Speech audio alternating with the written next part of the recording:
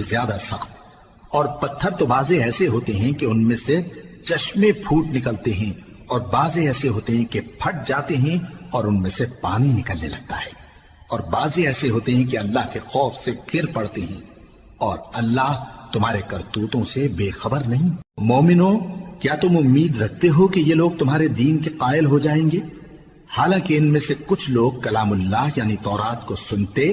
پھر اس کے سمجھ لینے کے بعد اس کو جان بوجھ کر بدل دیتے رہے ہیں،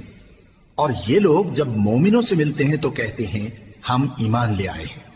اور جس وقت تنہائی میں ایک دوسرے سے ملتے ہیں تو کہتے ہیں جو بات اللہ نے تم پر ظاہر فرمائی ہے وہ تم ان کو اس لیے بتائے دیتے ہو کہ قیامت کے دن اسی کے حوالے سے تمہارے پروردگار کے سامنے تم کو الزام دیں۔ کیا تم سمجھتے نہیں؟ کیا یہ لوگ یہ نہیں جانتے کہ جو کچھ یہ چھپاتے اور جو کچھ ظاہر کرتے ہیں اللہ کو سب معلوم ہے؟